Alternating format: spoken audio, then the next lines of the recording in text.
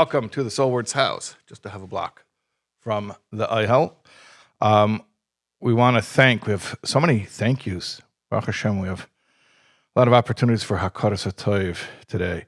I want to recognize our partners in this project, including Kahos, who gives us the PDF of the original layout of the SICHA. That's what we learn through. And you can get the PDF at soulwords.org/LS. LS as in Likkutei Sichos. Yeah.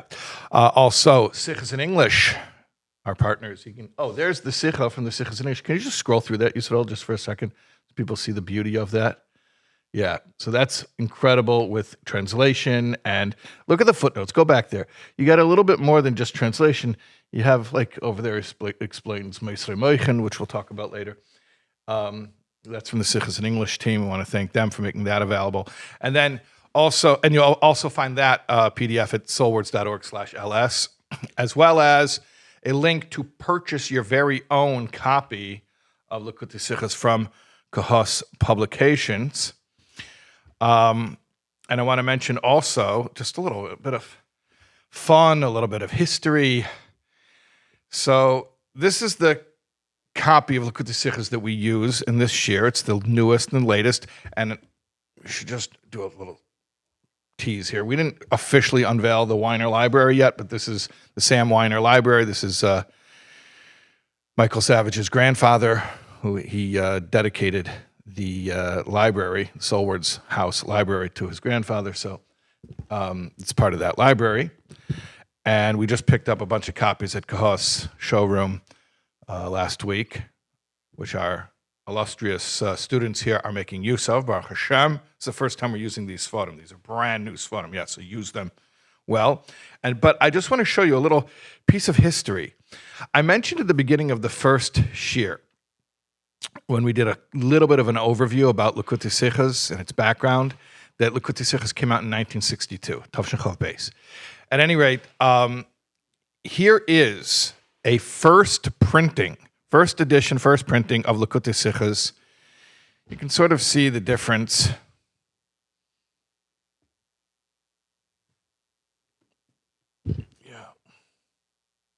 And I got this actually from someone who learns with us every week, not in person at the Soulward's house, but virtually, as many thousands of you can Yearboot do.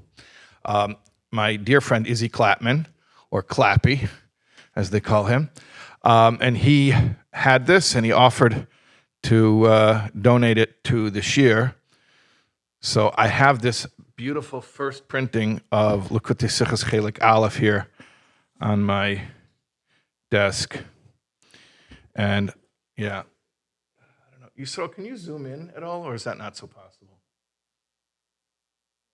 You don't want to mess with it? Okay, maybe could I walk it up closer to the video without cause too much disruption?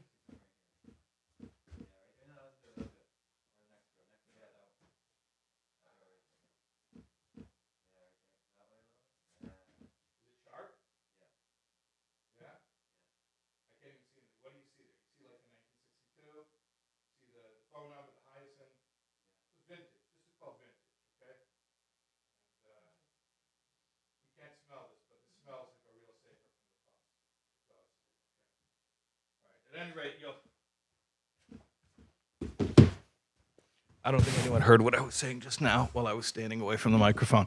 At any rate, I said it smells like a sefer from the Chafs, meaning good. It's a good smell. Okay. Memories, nostalgia. But this is not nostalgia. This is living with the times. This is current events. This is fresh off the press. Okay, we want to also we have sponsors this week. I have an anonymous sponsor who wants to remain anonymous, who sponsored the bagels and the lox and the cream cheese, which, as always, plenty of bagels and lox and cream cheese here at the shir. We also have additional sponsors in honor of a yahrzeit. This is a very special occasion. Many of you know that today is Rochel Imenu's yahrzeit, Yod Aleph Cheshvan. But today is also the yahrzeit of another Jewish mother who was also a leader of the Jewish people, a shlucha, an emissary of the Rebbe, to Nashville, Tennessee, Rebbetzin Risya Posner, Rebbetzin of Zalman Posner. So you want to dedicate the learning, and dedicating learning is something you do often on a yard site. Today is her yard site.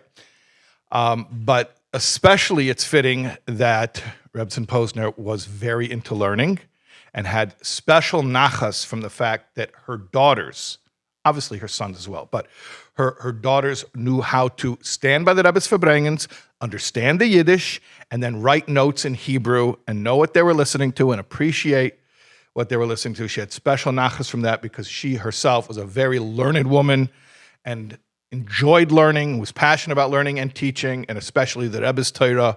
So learning Likkutei Sichos on her yard site with her daughters here and present, they're physically present right here, Baruch Hashem, is a very special way of offering a Le'ilui Nishmas. So this learning is Le'ilui Nishmas, Risya Bas Shlema Aaron, said it correctly, originally Kazanovsky from Bensonhurst, originally from the real Lubavitch. Where's what?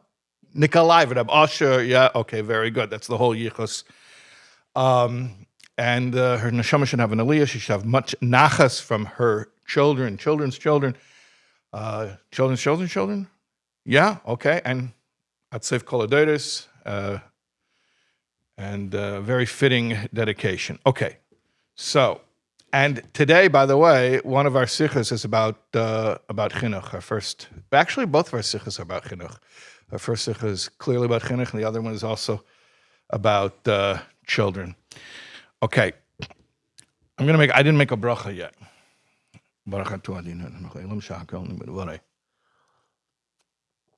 Okay. And some people were sending me messages saying, can you write in the YouTube description where the different sichas start and stop? Today there's only 2 sichas. So I appoint you, dear listeners, can you send me the time code and I'll write it in? Okay. We are on Likkutei Sichos, page 23, Parshas Vayeira. I'm going to push this aside, put this over here.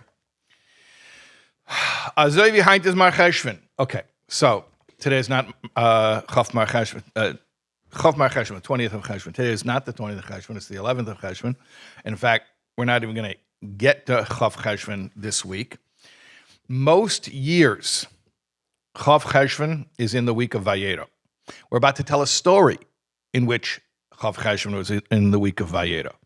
The Rebbe told this story we're about to hear the Rebbe tell on Chaf Cheshvan connected to Vayeira dozens of times at the Chaf Cheshvan Verbrengens or at the Parshas Vayeira Verbrengens.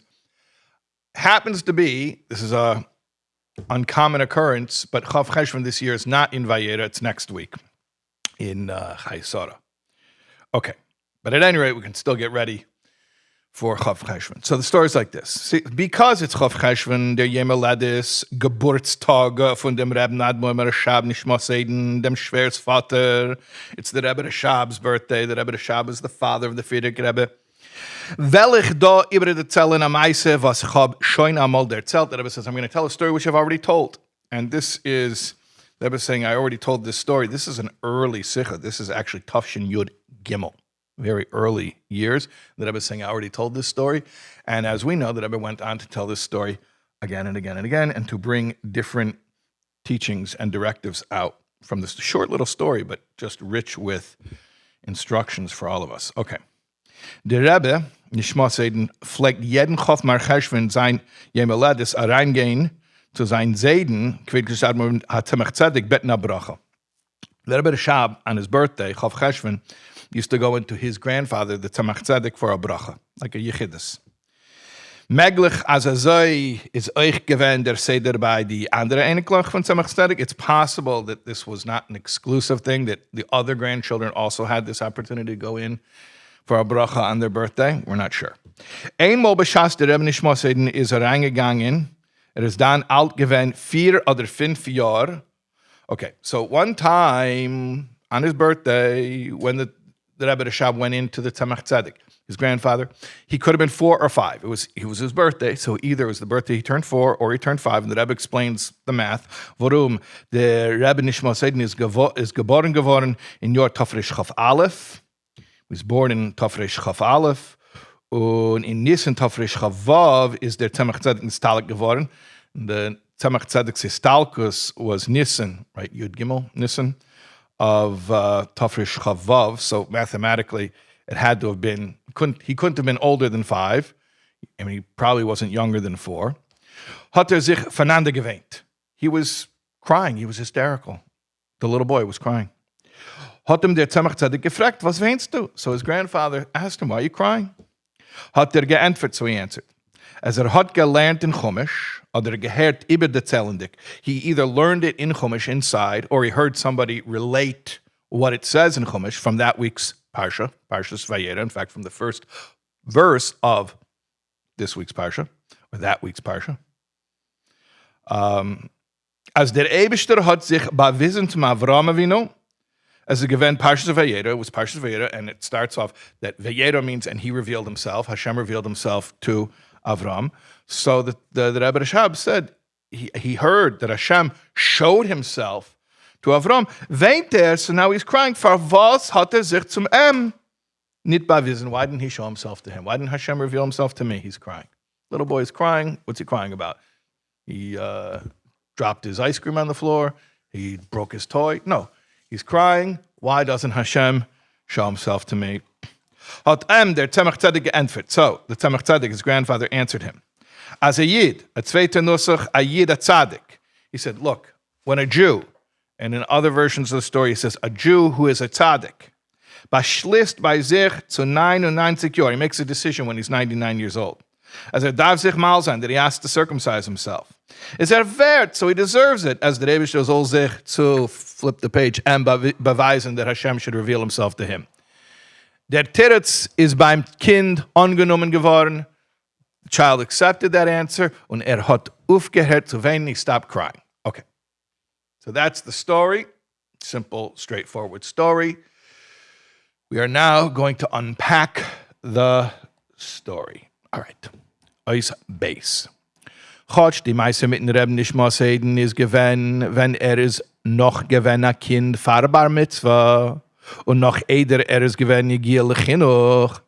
Even though this story is about the Rebbe Rashab before he was a bar mitzvah, before he had the obligation of mitzvahs. And in fact, not only he did not have yet the obligation of mitzvahs, he was before the age where others are obligated to educate him. So even though he was before either of those milestones, von deswegen, nevertheless, darf man die meiste lernen, you have to learn this story, warum wie bald as der Rebbe Nishmas Eden hat die meiste erzählt, zu sein einzige Sohn. Because since the Rebbe Rashab told, how do we know this story? Because the Rebbe Rashab told it to his son, the Frierdiker Rebbe. And the Rebbe, and then in turn the Frierdiker Rebbe, hat das übererzählt, told it over. Man soll es übergeben der Welt, and that when the Frierdiker Rebbe told it, he told it in a public way that it should be conveyed to the whole world. So, yes, even though the story is about a child, and generally speaking, how can you learn something that you're supposed to do from a child who doesn't yet have any obligations yet? But since this story was told by the Rebbe Rashab to the Frierdiker Rebbe, and the Frierdiker Rebbe told it to be publicized, is a raya, so that's a proof, as die Meise riert an euch uns, this story has an effect on us. Man kann von ihr ablernen zwei inyanim. So says the Rebbe, we can learn 2 concepts from this story. Das heißt, sei von der Shiloh, sei von der Tshuva. We can learn a lesson from the question that the little boy asked. We can learn something, a directive, an instruction from the answer that the grandfather gave. Good. Gimel. Von dem Rebbens weinen auf dem, was der Eibishter hat sich nicht bewiesen zu kann man ablernen. Okay, so the first part of the story. From the fact that the little boy was crying, that Hashem had not shown himself to him, we can learn. As jeder Yid, every Jew, in welchen Matzav soll nicht gefunden. Soll sich nicht gefunden. In any situation, whatever status, whatever circumstances this person is in, any Jew. Afilu is lo yagia lechinuch. Interesting. So the Rebbe is taking lo yagia lechinuch, that it's a story about someone who's not yet of education age, which we would think would make the story less applicable. The Rebbe says, no, actually, that's a pertinent detail. That's what you're supposed to learn from it. That it's a story about someone who's not arrived at the age of education. Now, the Rebbe is using this metaphorically. There's technically, literally, someone who's so young that he's not yet at the age of education, but also there's metaphorically a Jew who's not even yet in the phase of life of receiving a Jewish education. Why? Because due to circumstances, they were not properly educated. That was going to explain. Das heißt, als hat auf a so viel kein das nicht, als nicht nur, was allein versteht, nicht nur, kann euch nicht nehmen, kein Hashpa von der zweiten. Wow. This guy is lacking so much das, how we're going to call that, like discernment, understanding, that not only he doesn't understand, that's one thing. He can't even take direction from somebody else. The word I would use in English is unteachable. Like, you understand, that's another category. There's somebody who's ignorant. Okay, he's ignorant, but you can work with him. This guy is ignorant, and he's ignorant because he is not yet ready. He can't listen to you. Whatever it is, you know, there's people, they're just waiting for you to be quiet so they can say what they wanted to say all along. They already have in mind what they want to talk about. He cannot absorb. He's just emotionally or cognitively immature. Whatever the reasons are, we're calling this, and this guy could be, like that I was about to say, he could be a full-grown adult, 30, 40, 50, 60, 70, 80, but he's not teachable. Okay. But that's all part of the point. That's all part of the story. That this person, as we're about to say, even in his situation, can learn, not only can learn, but we must learn about him from this story. But here's a parenthesis. In Yoren, can er afilu sein a godel. When you count years, age, biological age, yeah, he's an adult. Aber in Ruchnius is it a cotton shelo higia lechinuch. But spiritually, he's a child who's not even at education age.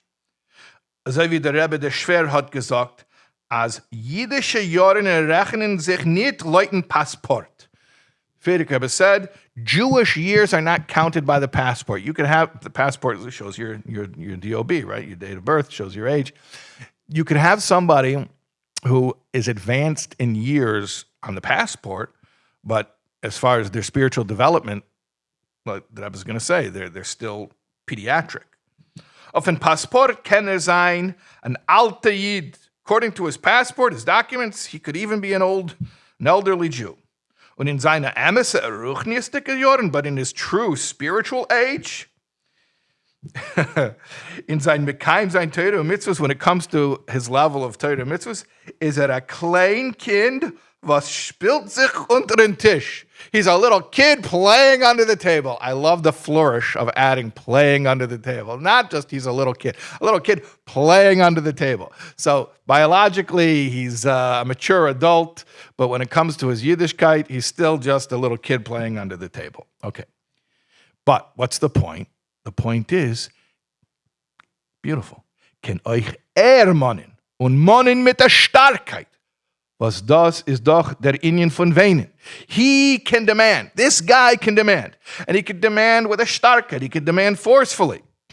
Which, the Rebbe says, that's what crying is. Crying is when you're overwhelmed. In another parenthesis, ein Inyan, welche ist hecher von sein Verstand, hecher von Meuchen, welche kennen das nicht mehr Seuvel sein, ist mit sad Meusrei Meuchen kommenträren. Little parentheses here. When you have something that is beyond your ability to intellectually grasp, it causes cognitive overload. Those are my words. The Rebbe says, kenne das nicht mehr Seuvel sein. You can't tolerate it. You don't have space to integrate it. But I'll call it cognitive overload, specifically cognitive overload. Meisrei Meichen is the term, which means excess brains. And there's a footnote, one with an asterisk. Sefer Maimorim Tafshin, Kayitz, the summer Maimorim of Tafshin. Dibur Maschal Hallel Hashem, Beis Gimel. It's a Maimer from the Friedrich Rebbe called a Hallel Hashem, which actually happens to be one of my favorite Maimonim. It's a short little Maimon. I believe, I didn't look it up this week while I was preparing the SICHA, but I believe it's Parshas Pinchas. It's the summer of Tafshin. And short, very avoidedika Maimer, meaning it's got a lot of practical direction for spiritual growth. And so over there, I believe, I should have looked it up, but I believe the example was Rabbi Akiva crying from a beautiful Torah concept that was like, blew his mind. But the point of Meister Meichen is when you have something, and even somebody on a level of a tzaddik, somebody who has an incredible capacity, obviously his capacity is greater, so that which overwhelms him is greater. But the point is when you have something that's beyond your capacity, so it comes out as crying. So you could have somebody who gets, I guess the more narrow the vessels, the more easily overwhelmed they are. But the point is you can have somebody who not only is not observant of Torah and mitzvahs, he's not even ready to be coached. And yet, he's exposed to some idea about godliness, and he feels this intense yearning for God, which he himself doesn't understand. He can't wrap his head around it. And precisely because of that, he becomes overwhelmed, and he starts crying. He starts crying because it's just so intense, he just has no place to put it. He can't even process it. Okay. As der Eibishter, so he could get this person who just described is not only ignorant, but he's unteachable for the time being in terms of Judaism. This person can demand so much that it overwhelms him to the point of tears. What can he demand? As der Eibishter soll sich beweisen zu ihm, azoi wie zu Avraham Avinu. That Hashem should reveal himself to him like he revealed himself to Avraham Avinu. So that's what we learn from the child's question to his grandfather. The Rebbe Rashab crying, why doesn't Hashem reveal himself to me like he revealed himself to Avraham Avinu? What do we learn? That even somebody who is a child spiritually, don't say, you think Hashem should reveal himself to you? Who are you? What level are you on? Go to yeshiva for a few years and then maybe you'll start. No. Any Jew can authentically have this desire for the highest levels of spiritual revelation. And not only we shouldn't question it, but actually we should understand that that's normal. Okay. Dalet. Noch mehr. Kann monnen, als der Eibishter soll sich beweisen zu ihm, so wie hat sich bewiesen zu Avraham Avinu, nachdem wie hat mit keinem gewähnt, mit Bris Milah, was in dem Matzev is doch gewähnt der Vayeira Elav Havaya. Not only can this person demand that Hashem reveals himself to him, but he can demand that Hashem reveals himself to him in the manner in which Hashem revealed himself to Avram after Avram's bris. As the Rebbe is about to explain, there are degrees of revelation, but the degree that Avram was able to experience after his bris was the highest level, and that's precisely what this guy, who's ignorant and unteachable, has every right to demand. Okay. Euch fahre dem gefinnen mir die Hisgalus von Shem Havaya zu Avram. Even before Vayeira, which was right after his bris, we find that Havaya, Hashem, revealed himself to Avram. Aber es ist nicht gleich zu der Entpleckung Viskali. Viskali is the unkelis there, which means Entpleckung, which means Vayeira, Hisgalus, revelation. Was is given noch mit Bris Milah, welche is a viel hecher. Yes, Hashem revealed himself to Avram even before that, but it's not comparable to the level of revelation after the Bris Milah. B'shas der Eibishter hat sich entpleckt zu Avramen noch der mit Bris Milah, hat schon demalt geheißen Avram mit zu gebenem Hey. When Hashem revealed himself to Avram after the bris, he revealed himself to him after Avram already had his extra Hey. Sagt auf dem die Gemara, as dann is Avram geworden a Balabayis auf die Finnefe Vorem Einayim aus Nayim v'reish hagviyah. Was leut der Natur is a Mensch auf sei kein Balabayis nit. The Hey, becoming Avraham from Avram was the additional Hey. So that hey is 5, right? Aleph is 1 and base is 2 and Gimel is 3, Dalet is 4, hey is 5. So the hey being 5 represents, the Gemara says this, the 5 limbs that people naturally cannot control, which we say are the 2 eyes, the 2 ears, and the reproductive organ. So what you see, what you hear, and then the desire for reproductive urge. Those are things that, naturally speaking, people don't rule over, meaning it's an open door for the Yetzer Hara, those things. I mean, obviously, you have to resist it. You'll learn a little Tanya and understand the difference between having the urge and controlling it, right, which is what the Beinoni does, and that's the goal of Tanya, or not having the urge at all. What we're saying is it's natural to have the urge. Of course, you're going to have the urge to look where you're not supposed to look or listen to what you're not supposed to listen, but you have to control it, but you're going to still have the urges. When Avraham became Avraham with the extra hey, then he didn't even have the urges. All right. Fred hat geheißen av Avram ohne hey. Is gewen a balabayis, nor of dem was a Mensch ken Leut sein Natur herrschen. Previously, when it was Avram without the hey, he could only control that which a person can control naturally. But then afterwards, durch dem was hat getan bekeach atzme. He did everything he could do with his own koyach. He came as high as he could on his own. Wie men kenton mit an eigenem koyach, as much as you can do with your own power. So after he completed that, hat man hem gegeben von Himmel. So from heaven, he was given euch as elche in Yanim, also those things was allein ken men to say, nit zu kommen, the things that you cannot get to on your own, und is geworden balabais of euch, of die Sachen, welche Leut der Natur ken men sie nit beherrschen. Then he was given control over even those things that naturally cannot be controlled. Okay. Memele ist verstandig, als die Anpleckung zu Avraham Avinu noch der Mitzvahs Milah ist gewesen a viel hechere wie früher. So it's understood then that whatever the level of revelation was that happened after that point, after he gained that extra control over himself, was a much higher level of revelation than previously. Von deswegen, ken jeder Yid. Okay, and going back to our point. Nevertheless, every single Jew, what does every single Jew mean? Inclusive of what? Even the one, like we said before, hasn't even become spiritually teachable. He could also demand, as the Rebbe soll sich zu beweisen, Hashem should show himself to him, wie hat sich bewiesen zu Avraham, and just like Hashem revealed himself to Avraham, and not just any revelation of Hashem to Avraham, but rather, wenn hat schon gehalten, in der Madrege was noch der Mitzvahs Milah, but Avraham as he was after the Milah, that should be the level of revelation that he experiences. Okay, hey.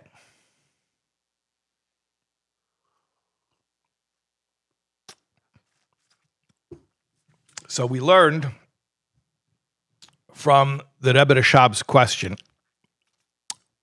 a little child being genuinely distraught why Hashem doesn't reveal himself to him, that any Jew, even a Jew who's not on any type of spiritual level, can legitimately desire the full-on revelation of Hashem like Avraham experienced after his complete perfection. That's what we learned from the question of the child. We said we're going to learn also from the grandfather's answer. Okay, hey. Von dem Tzemach Tzedeks Entfer, als die Esgalus an Pleckung zu Avramen, ist gewähnt der Fahr, was hat gewusst, als darf sich mal sein, can men sich ablehnen. From this, that the Tzemach Tzedek answered, well, you know why Avraham had Hashem revealed himself to him. He was worthy of it because he knew, even at 99, that he needed to circumcise himself. Okay, what do we learn from that? As emes take, it's not a contradiction. Yeah, emes take, true. That what? Like we said, jeder Yid can monen, as der Rebbe soll sich zu beweisen. Every Jew can legitimately demand Hashem should show himself to him. Es fordert sich aber Akdama. But you can want it, and not only you can want it, it's perfectly understandable that you want it, but if you really want it, practically speaking, here's what it's going to take. You understand? It's not a contradiction, it's a paradox. We're not saying, oh, you want it, you can't have it because you didn't do this. No, you do want it. And you can even want it now without doing what it takes to receive it. But additionally, here's what you need to do in order to receive it. The Hakdama. Soll wissen, als men darf sich mal sein. You have to know that you need a circumcision. That's what happened in the story. Tzemach Tzedek said, Avraham knew, even at 99, he needed a circumcision. He was worth, Hashem should reveal himself to him. What does that mean? You have to know that you need a circumcision. Das heißt, that means, as need cooking dik of the alle miles was hat bepel oder lechol apachas bekoyach. Irregardless of whatever virtues you have, either in actuality or in potential, because parenthetically it says, bekoyach ken jeder Yid zukommen zu die höchste Madreges. Potentially, every Jew can come to the highest levels. Wie man hat früher geredet und wie steht, als jeder Yid ist mechuyev zu sagen. Like it says, every Jew must say, is obligated, not only every Jew can say, every Jew is obligated to say. And what is footnote number 4? It's the Tana Develio Rabbah, which is a medrash. But of course, the Chassidim know this from Basi Lagani. Basi Lagani is quoting the Tana Develio, but Mosai Yigu Maisai Lamaisai Avoisai Avraham Yitzchak Yankiv.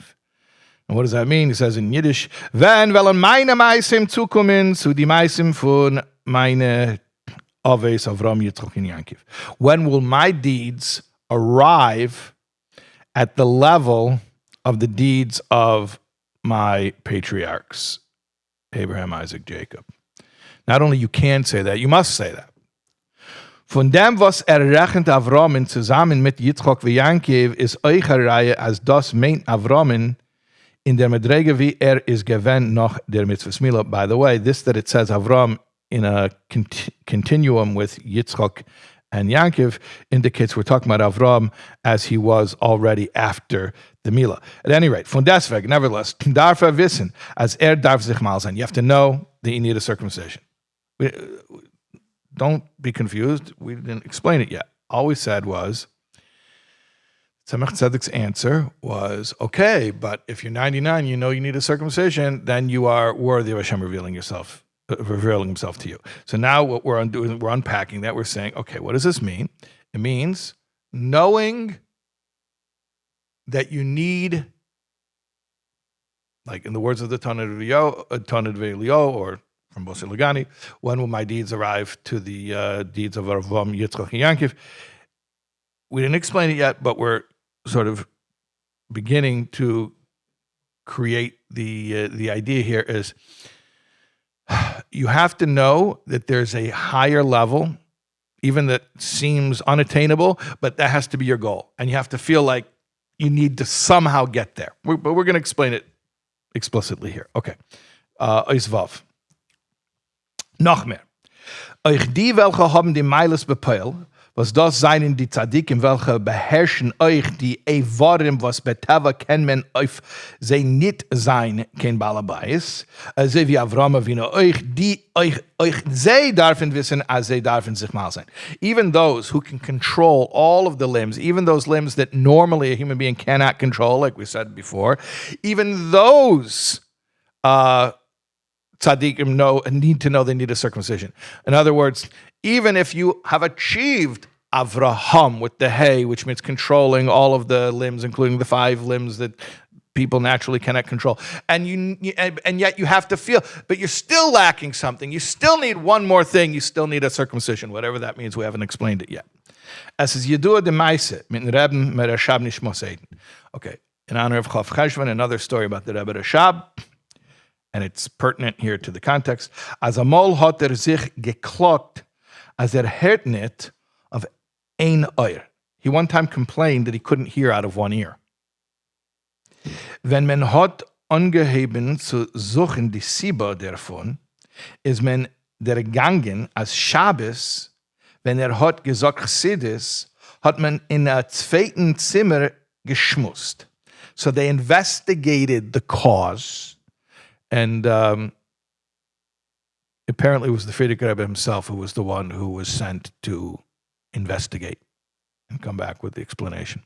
They investigated the cause, and they traced it to that on Shabbos, previous Shabbos, I don't know what day of the week this happened on, the Rebbe Rashab was saying Chassidus. He was delivering a mimer, and in the other room, someone was having a conversation.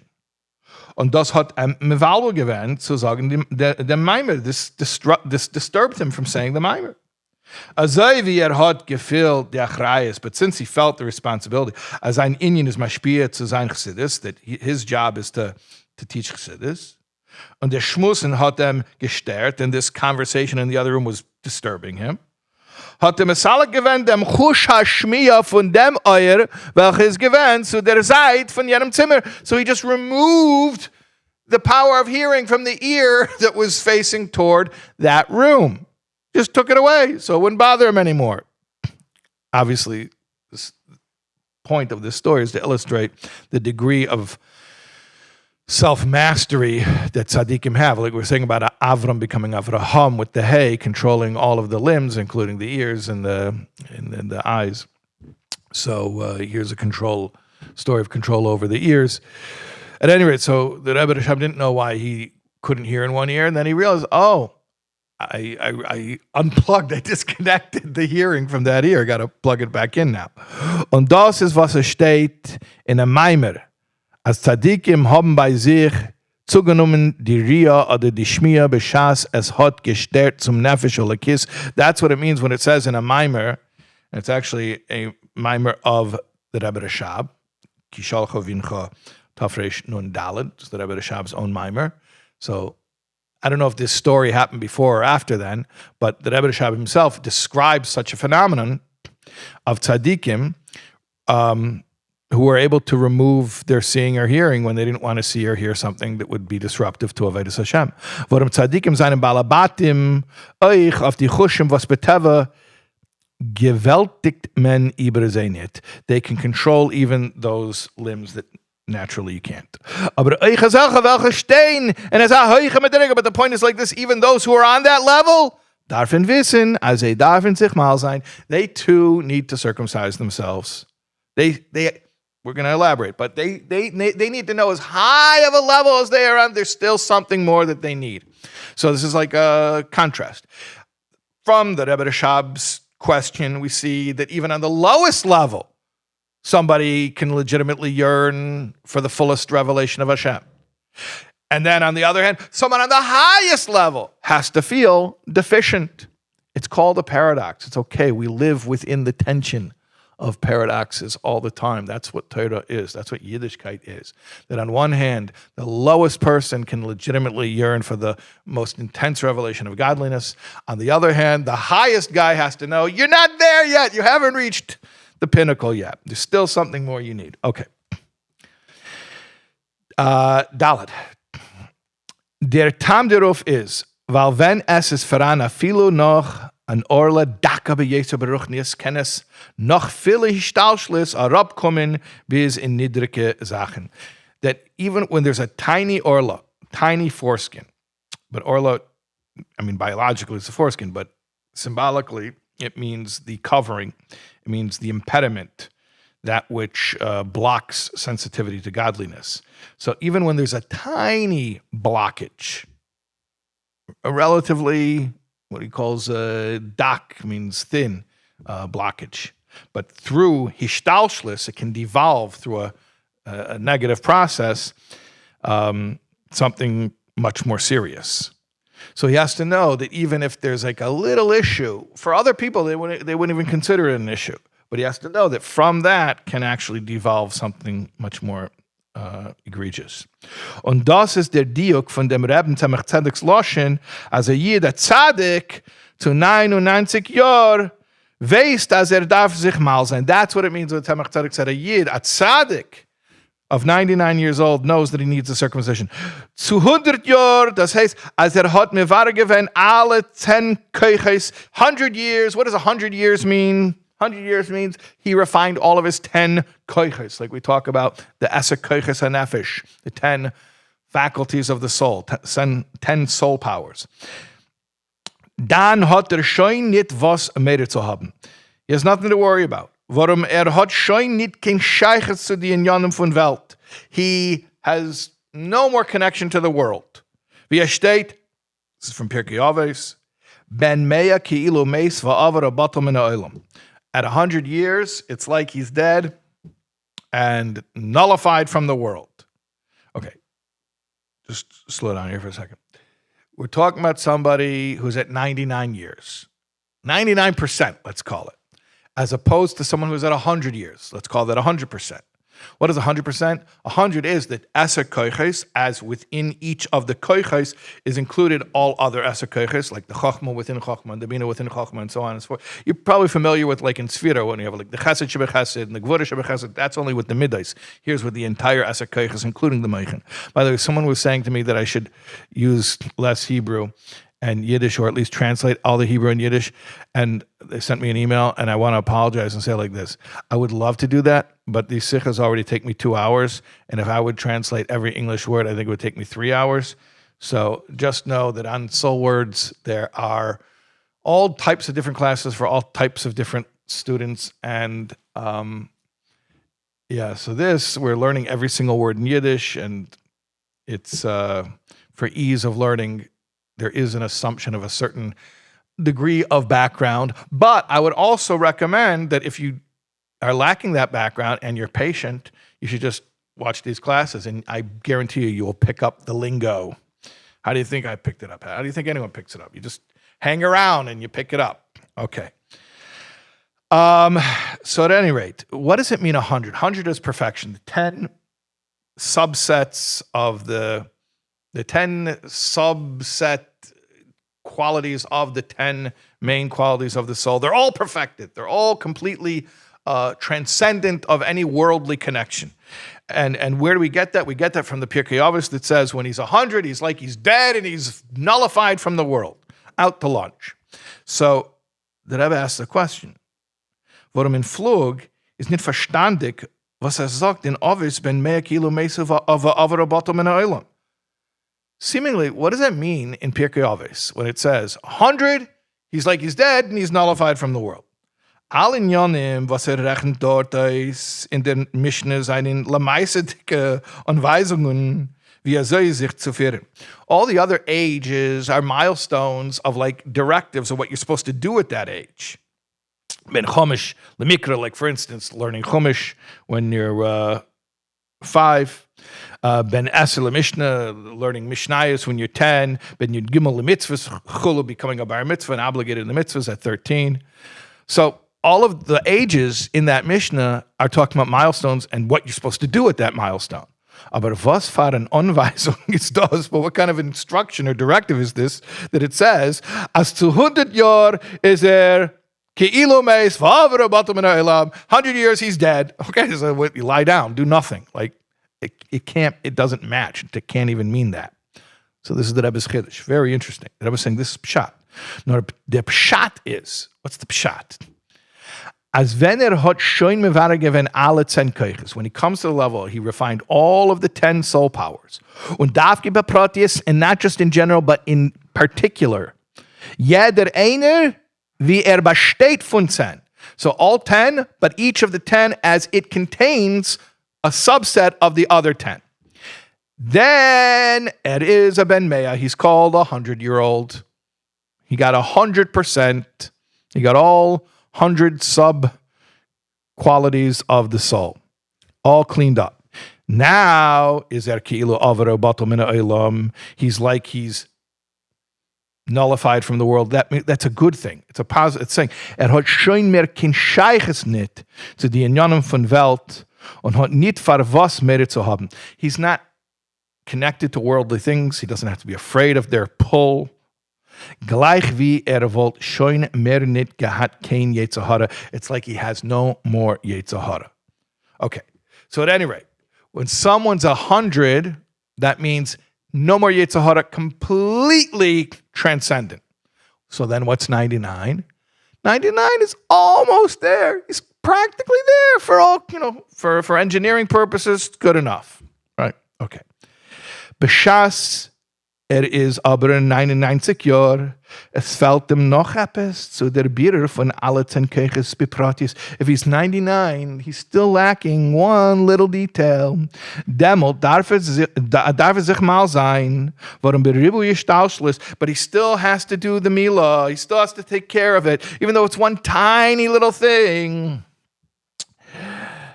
Why? B'shas it is aber 99 Jahre. We said that, fine. Men meint nit ribu yishtalshlis. By the way, when we say this word yishtalshlis, that through a process of devolving, things can get worse and worse. The Rebbe says we don't even mean a lot of Hishtalshlis.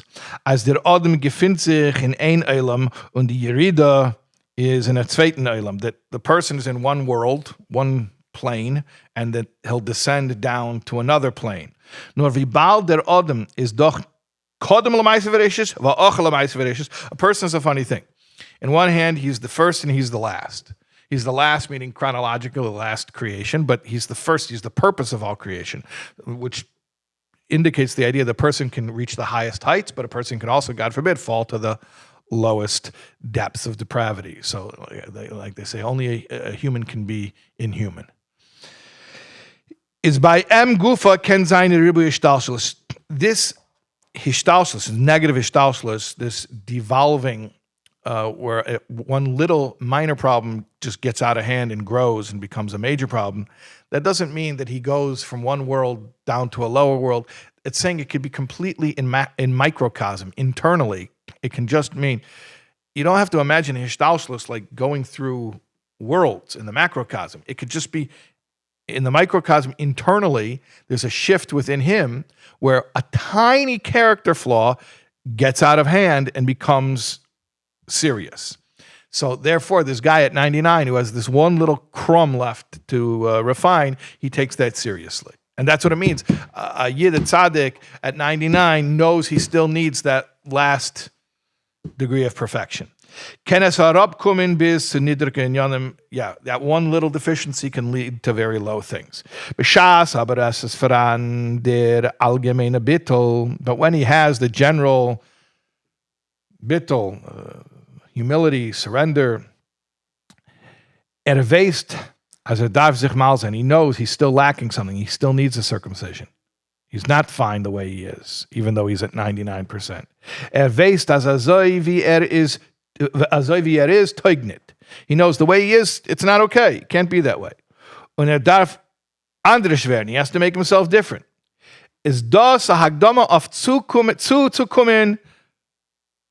zu die hachere medreges, soll sein v'yerei of Hashem. That is the preface, the prerequisite to coming to the higher levels of Hashem revealing himself to him. Azovi to Avraham Avinu noch mitzvah Milah, and a degree of revelation that is like the way Hashem revealed himself to Avraham after Avraham's circumcision.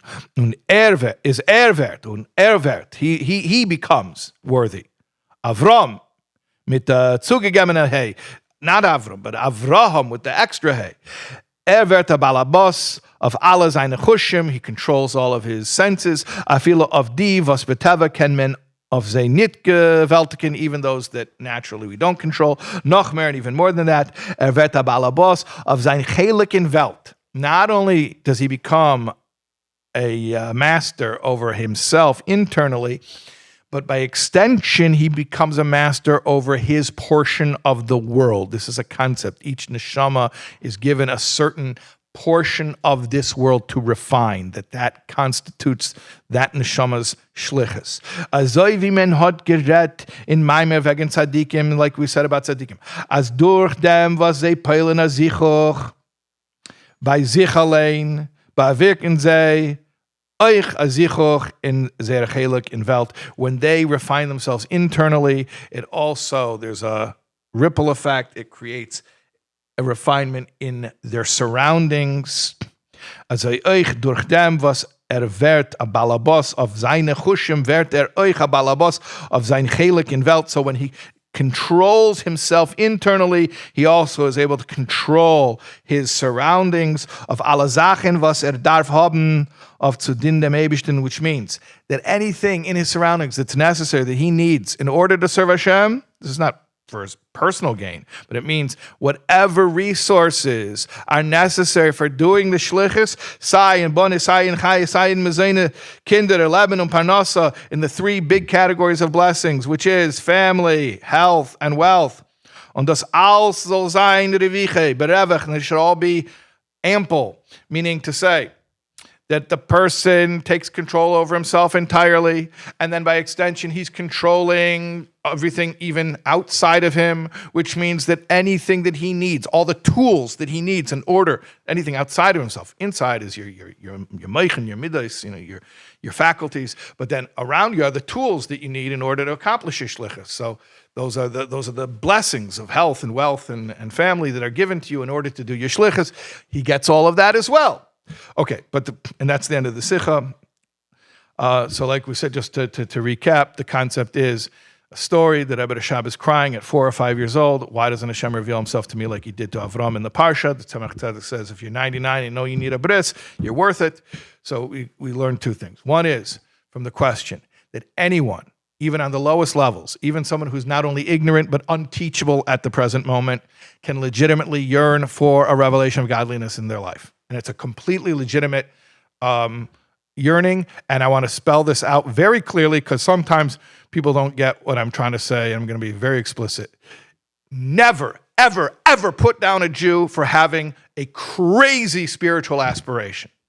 Never tell you, why do you think that you should want something on that one? Do you even fill in the blank? And that's what you're yearning for? It's a legitimate thing. It's a natural thing. Don't judge it. Don't put it down. Celebrate it. On the other hand, yeah, there's an on the other hand. You want it to really happen? You want it to really happen? I mean, you could yearn for it, and that's fine. We will not judge it. In fact, we will validate your yearning for it. But, JFYI, if you would like it to happen, there is the rest of the story, the Tzemach Tzedek's answer, which is, you have to know that even when you're on the verge of perfection, you cannot rest on your laurels. You need to pursue absolute perfection. And then you will have that ensuing revelation. Okay, that is the end of the first SICHA. So whoever is going to send me, or put it in the comments maybe, the timestamp wherever we're at, just let us know. We just finished the first SICHA. I think we're at, I don't know. Just write it in the comments. Okay, fine. Now a second SICHA. This is, interestingly, not from Parshas Vayeira. It's actually from a Yud-based Tammuz. Hashgacha Pratis. Didn't Zalman Posner always come in for Yud-based Tammuz? Wasn't that a thing? That was a thing, right? Isn't that beautiful? Little connection? Yeah. He used to always come in for Yud-based Tammuz. And then, can I tell this story, but you'll correct me if I tell it wrong? One time, he came for Yud-based Tammuz, and then he wanted to hear better, and he was standing by the speakers, and the Rebbe couldn't see him, and the Rebbe was asking your grandfather, both grandfathers, he asked Rebbe Zalman Posner's father and his shver, was the Grand Zalman, where was he? And then he was in Yechidus. Oh, during the Farbrengen, where is he? Okay. And then, was there a Yechidus after? So the next day, there was a Yechidus. This is amazing. I'm able to get all the information verified. So the next day after the Farbrengen, there was a Yechidus. And the Rebbe asked your father, wo bist du gewesen, Nachtin, or whenever it was yesterday, or however, where were you at the Farbrengen? And so he explained, I wanted to hear the Rebbe's holy words so I could, appreciate the Farbrengen. And I guess the Rebbe kind of like laughed maybe or smiled and said, Zalman, ein mol hayor hast du a Meglichkeit. One time a year, you have the opportunity to get pushed, basically get smushed. I think the Lashon was zu stoßen die Chumrius von Guf, or something like that. Okay, you have one time a year an opportunity to push the materiality of the body away, and you stand far away. Incredible story, which to me, I learned a lot from this story. you were talking about before how your mother had special nachas that you were able to listen to the Farbrengen in Yiddish and then write notes in Hebrew. There's two things, and we spoke about this at the first shir when we started in Parshas Bereshis. There's the Farbrengen and there's the Hanacha. And the Hanacha means the transcript, and then there's the edited Hanacha, which we call the Likkutei Sichos. There's two different things. There are two different things. The SICHA that we're learning, that's limud Torah. That's learning. Learning, like brains. The Farbrengen, meaning the occasion where the teaching was originally delivered, is not so much limud Torah, it's more of, I would even say, a physical experience of being present, getting pushed, maybe even, not being able to hear as well. That's part of the story, is that your father was like, I wanted to be able to hear.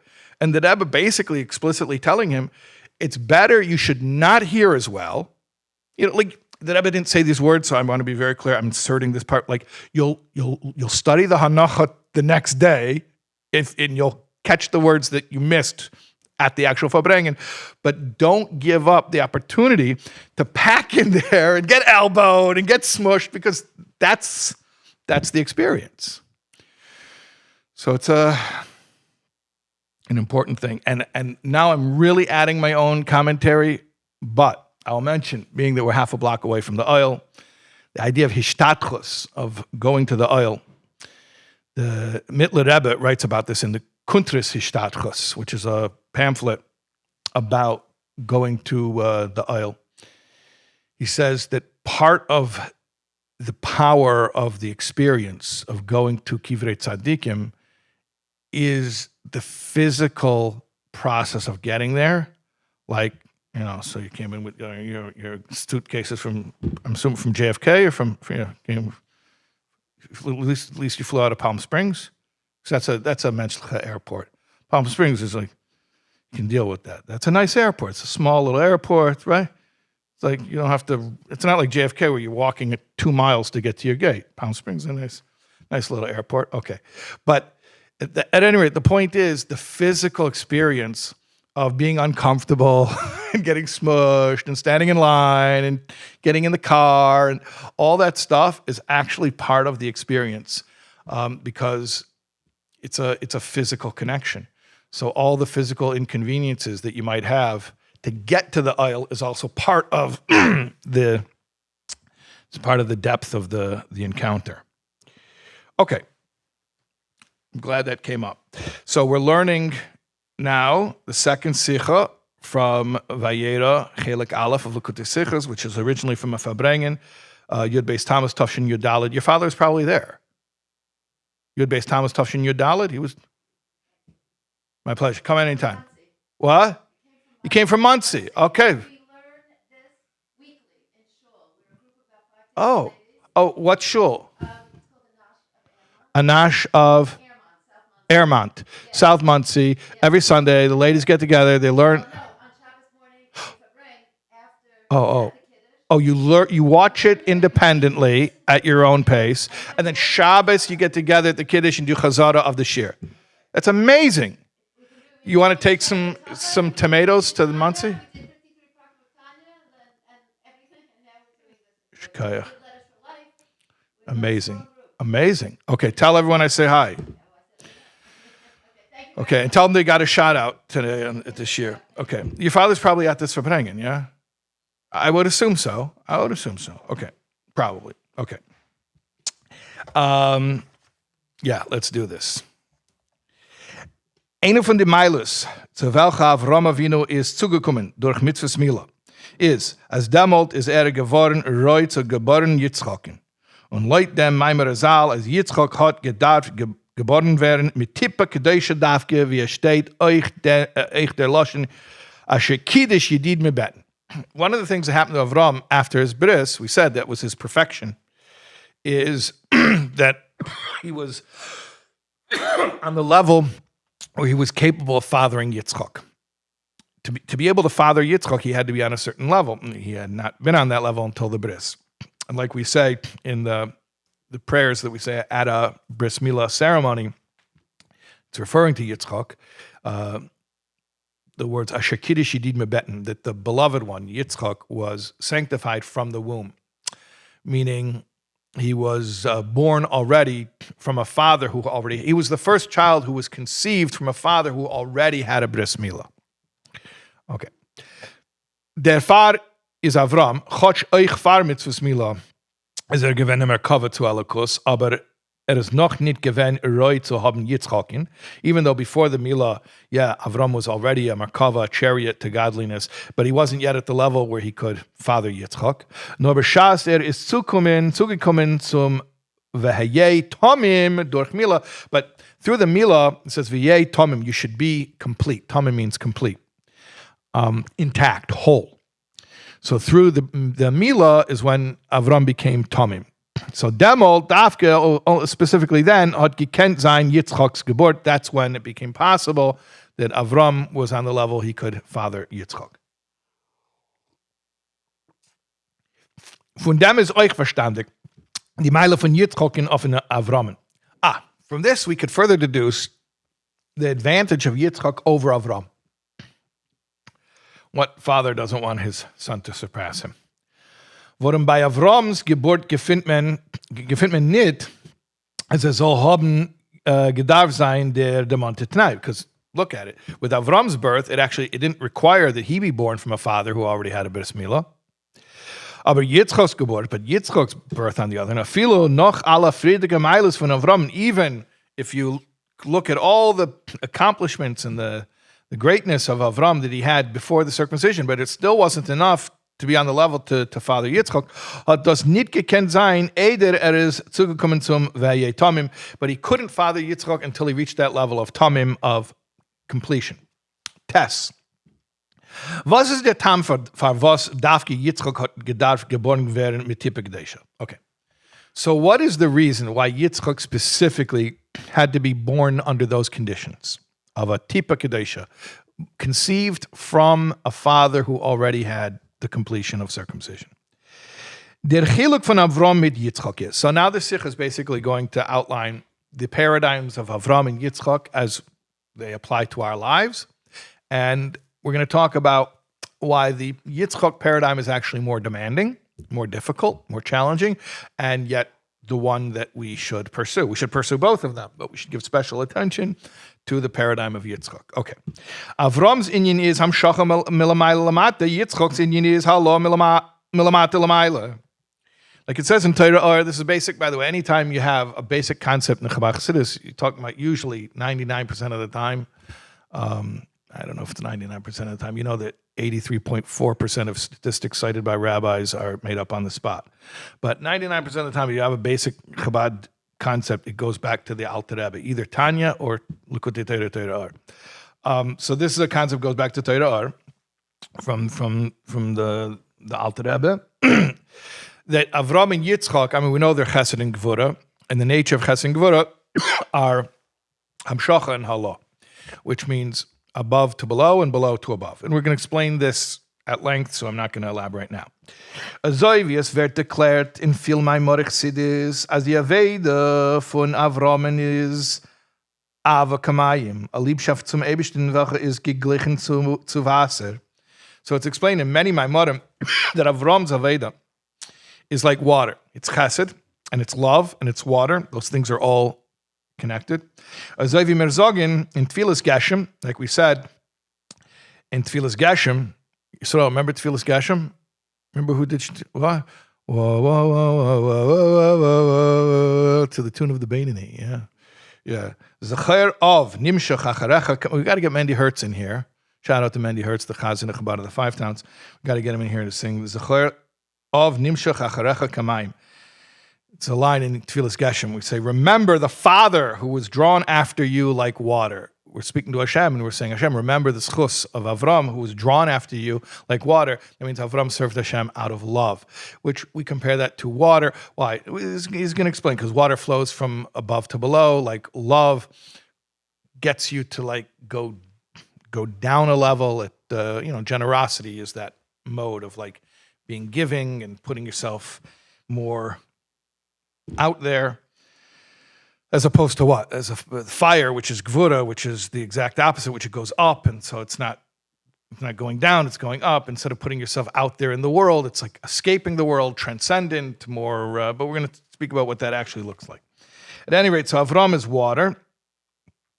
Na na na na na na na na na na mayim. Gedenkt dem Vater Avraham, welcher hat sich noch gezeugen, noch dir wie Wasser. Turn the page 28. Was die Teva von Wasser ist, herabzuniedern von eben herab. Nature of water is to flow downward. Die Aveda von Yitzchak, but in contrast, Yitzchak's Aveda is avakish bi eish, wie Flammenfeuer, was die Teva von Feuer is, as es zitzig von unten herauf. But Yitzchak was fire. Avraham was water flowing downward. Yitzchak was fire going upward. You hold the Havdalah candle. Don't hold it like that. You'll get burned. You got to hold it like that. Pro tip. Der Unterschied von Avraham mit Yitzchak is gewesen nicht nur in der Aveda mit sich allein, nur euch in der Aveda, was sie haben aufgetan in der Welt. And this difference was not just internal, it was also how they related to the world. Okay, let's talk about that. What does it mean to relate to the world in the way of flowing downward or striving upward? Avraham hat gepeilt in der Welt, als in ihr soll nimshach werden Göttlichkeit milamayla lamate. Avraham affected the world in a way where he sort of imported godliness into the world, from above to below. When Yitzchak hat gepeilt in Welt, but Yitzchak had an opposite effect on the world. Als sie allein soll der Heuben werden, that the world itself should elevate, and become a vessel to godliness, which is called elevation from below to above. And we're going to speak about what that means for Yitzchak as well as for us. Und ad dem Chiluk zet men euch in die Efanim von der Hanhoge Leut wie die Torah erzählt uns. We see those differences expressed in their behaviors as Torah describes it to us. Ois ches.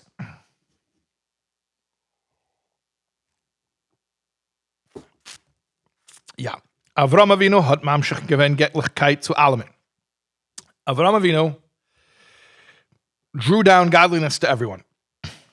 In Eretz Canaan, and where did he do it? In a place called Eretz Canaan. It wasn't yet Eretz Yisrael. It was not yet sanctified. It was, not only it was not sanctified, but it was a depraved place. Eretz Canaan was a place of depravity. The Canaanim were depraved. Wie sie es gewinnt Koidem Abira, before it was refined. Und euch in Mitzrayim, and he also, Avraham also had a little journey to Mitzrayim last week in Parshas Vayeira. Bis wann hat Mamshech gewinnt Göttlichkeit euch zu Arvim, Araber, welche pflegen sich bucken zu der Stäub von seiner Fies, was das ist die samen niedrigste Madrega. And he even was able to bring godliness to the lowest people, to the Arabs of that time who were not yet monotheists. They were pagans who bowed to the dust on their feet, which is the very lowest level of that's the lowest ideology. We're going to explain. A mensch is eingeteilt in drei Teilen. A person is apportioned into three sections. Reish, Guf, Regel. Head, body, feet. Der Fuß is der samen niedrigste Ever. The foot's the lowest, obviously. The Stäub von die Fies, but what's the dust on the feet? Remember, Avraham told the angels he thought they were Arabs. He told them to wash their feet because he knew they worshipped the dust on their feet. Didn't want them to bring their idolatry into his house. Light didn't care so much. He wasn't so particular. So the feet are the lowest part of the body. The dust of the feet is noch niedriger. That's even lower von dem Fies allein, even lower than the foot. Die Arvim seien gestanden. And as niedriger Madriga, so these particular Arabs of that time were on such a low level, as they haben sich gebuckt zu dem Stäub von their Fies, they bowed down to the dust of their feet. Das heißt, as der Seichel von Kopf, what does that represent? Bowing, putting your head down. The Seichel, the intellect, is bei sei gestanden niedriger wie der Stäub von die Fies. They put their intellect down below not only the feet, but below the dust of the feet. So these were very low people, very depraved people. Von deswegen, nevertheless, hat Avraham said, I can work with them, hat Avraham Avinu sich abgegeben, auf Mamshech zu sein, Elokus, eich in sei. Avraham said, I could also bring godliness to them. Also wie die Chazal sagen auf dem Pasuk, V'yikra Sham b'shem Hashem kel elam, al tikri v'yikra elo v'yakri. He called out there in the name of Hashem, God of the world. Don't say he called out, because others to call out. Das heißt, hat gemacht, Oisrufen, hat gepeilt bei sei, als sei sollen schreien, kel elam. He got them to call out, kel elam, God of the world, or actually not even kel ha'elam, but kel elam, God is the world. Azoi wie der Inyan von Avrams Avedes gewähn am Shacha, azoi seinen euch der Weg und die Kelem dazu gewähn in den Eifen von Hamshacha, azoi wie es wird erzählt in Rasal, als Eifen wie azoi Avram fleckt machen bei Bekanntgettlichkeit auf der Welt ist gewähn durch Hachnosses Orchem. Similarly, the methods that Avram used were also Hamshacha, from above to below. Like the sages tell us that his main tool for publicizing godliness and getting people to call out in God's name was through hospitality. Again, that's a tenuah of chesed. That's being magnanimous, generous, giving, same type of thing. Hat reingenommen Orchim in Midbar. He took in guests in the wilderness, gegeben sie alle Sachen, gave them everything, und noch B'shas sie haben ihm gewollt danken when they wanted to thank him afterwards, hat sie gesagt, he would say to them, no, Baruch le'mi sha'achaltem mishalei, thank the one from whom you have actually eaten, not me. Hoidu, Baruchu, v'shabchu, le'mi she'amar v'hoya oilam, bench dem, was ihr hat gegessen von seine, dankt, bencht und läubt dem, was mit sein Wort ist geworden die Welt. So, Avram, we established, was all about chesed, ahava, mayim, hamshacha. This means basically he would go down to a low level, deal with low people, and he would lower himself. That's what generosity and hospitality is. You lower yourself, and by doing that, he would bring godliness to these people. Now, did he elevate them? Did he lift them? No. That wasn't his point. His point was, wherever you're at, we're going to meet you down there, and we're going to expose you to godliness. We're going to bring godliness into this situation.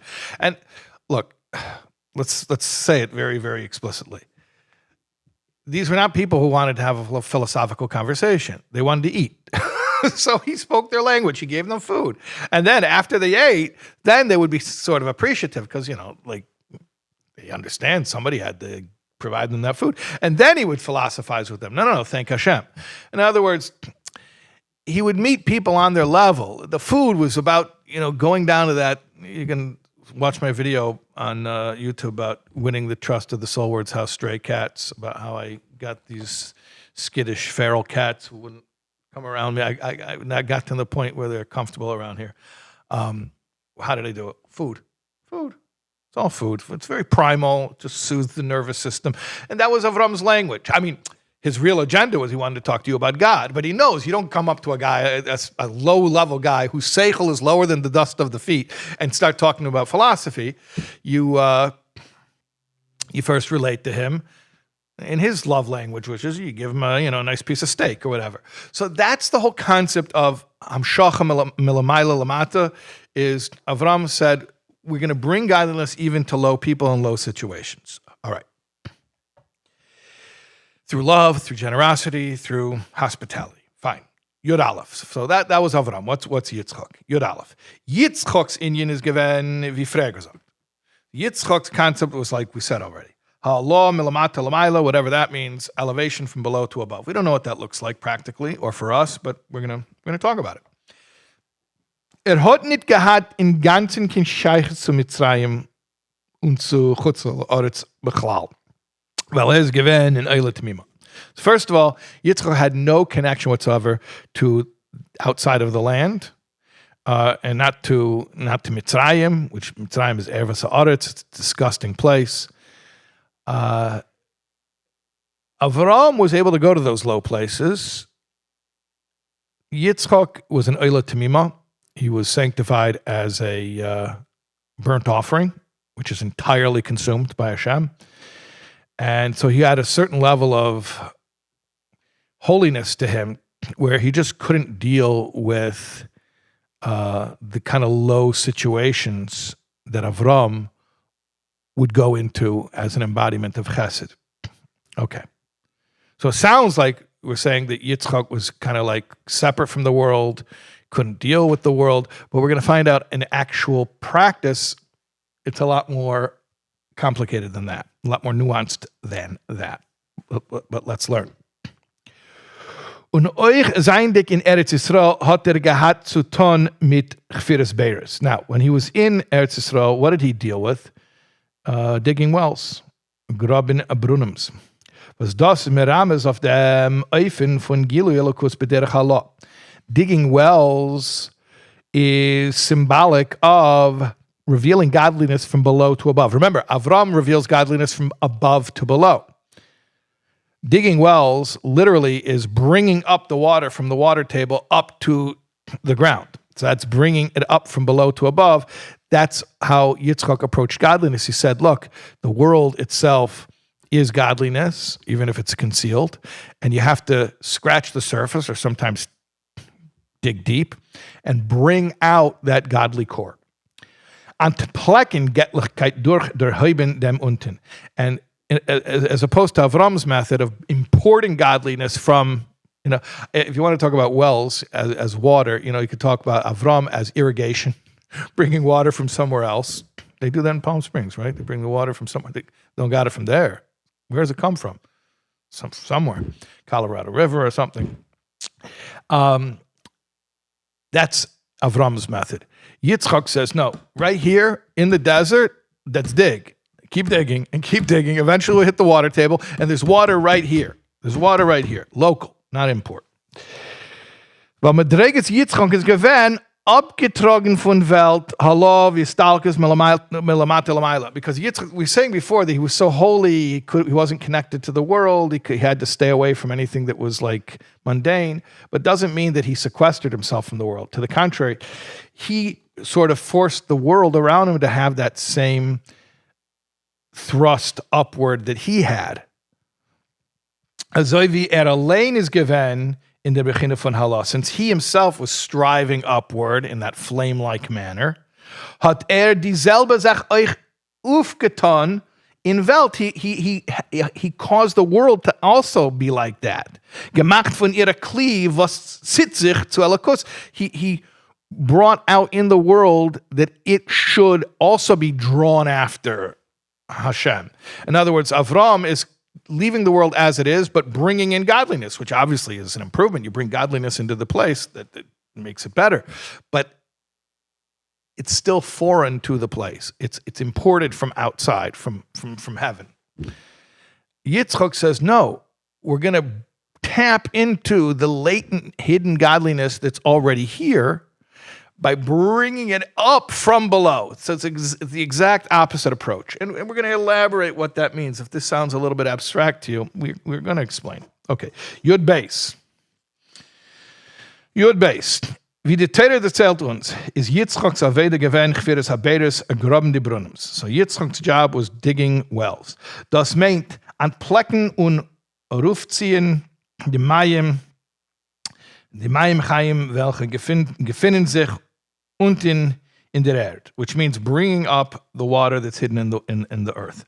Nicht reingissen, not to pour water in from somewhere else. Hin Mayim Chaim, nicht reingissen hin Mayim Chaim von an anderer Ort, not to pour in there water from somewhere else, nor but rather anplecken das Quellendicke Wasser, welche gefindt sich dort in Gufa, but to reveal the well water that is there already. Worum der Emes is, as dort gefinnen sich Mayim Chaim, because the truth is Mayim Chaim, living water, is there. It's there. Mer nit was es ist verdeckt mit Erde, Blotte und Steine. It's just covered with earth, with stones, with mud.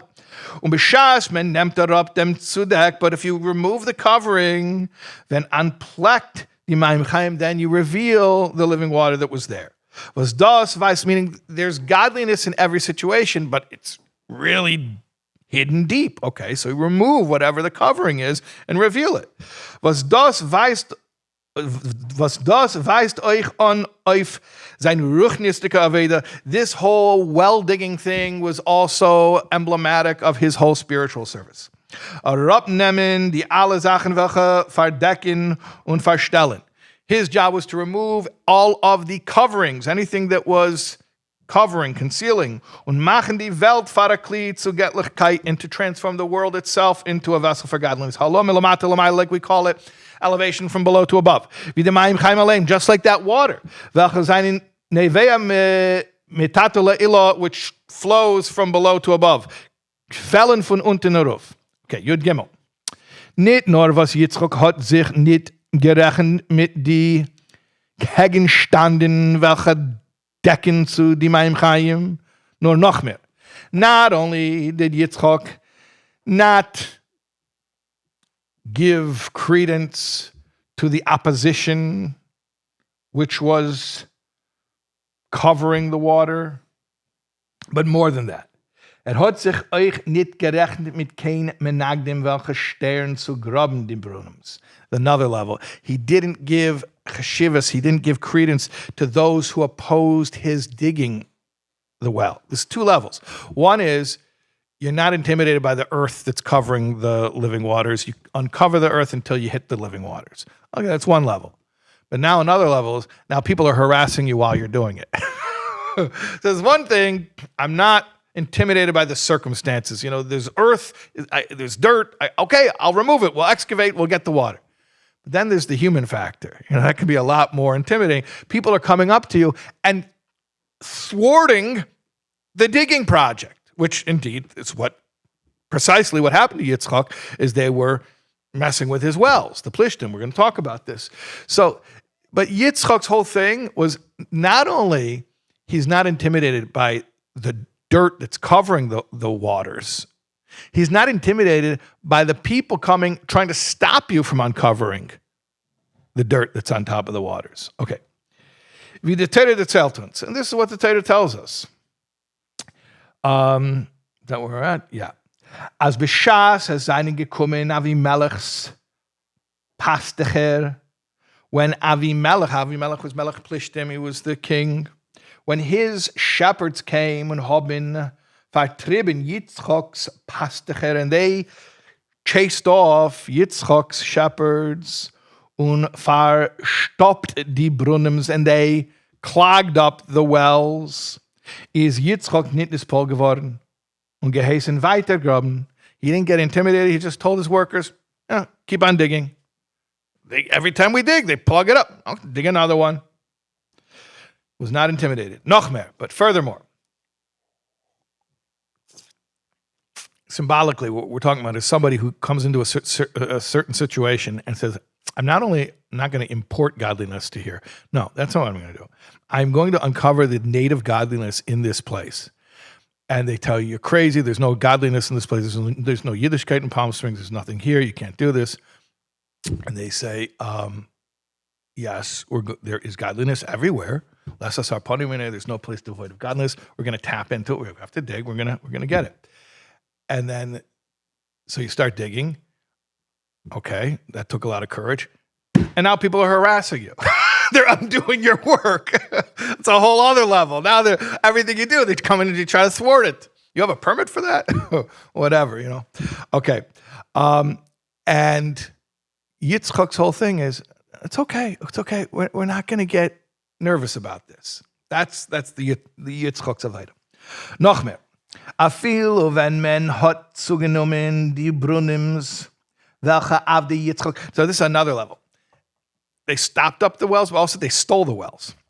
So even when they took away the wells, was auf die Yitzchak haben, a reis ausgegraben, that Yitzchak's servants dug, und sie weggeben zu die Plishtim. So they took Yitzchak's wells and they gave them to the Plishtim. They transferred it over. Das meint in tieferen Sinn, on a deeper level, says the Rebbe. What does that symbolize? As die Lebendigkeit und Warmkeit, zu welcher man hat sich kaum gegraben, nimmt man rein in der Klippe von Plishtim. They take the warmth and the life and the warmth that you uncovered and misappropriated and put it over in klippa, specifically not any klippa, klippas plishtim, was das is malve mafulash. And again, this is a basic Chabad Chassidus concept, and therefore, if you remember what I said before, you'll look in the footnote 20, and you will not be surprised that this is from Torah, or this is also from the Alter Rebbe. The Alter Rebbe is my modem. That klippas plishtim. Klippa is a shell, is a negative force, but there are different klippas. Specifically, the klippa called plishtim is related to the word malve mafulash. If you learn Erevin, if you learn about carrying on Shabbos, you'll learn about an open-ended alleyway. So, there's like an alleyway that has a dead end, which is a little bit easier to carry in. Then you have an open-ended alleyway that has streets on both sides. So, Mave Mafulish means this open alleyway where basically, the way I would describe it, Klippas Plishtim, being related to the concept of Mave Mafulish, it is the specific klippa of having no boundaries. Everything's open.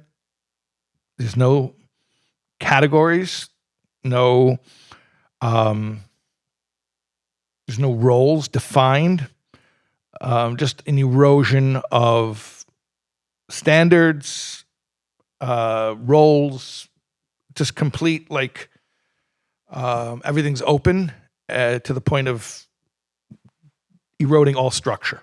Okay, which is obviously, I don't have to elaborate, and I'm not here to give a soapbox speech about the ills of Western society in 2025, but I think we could all understand the relevance of that.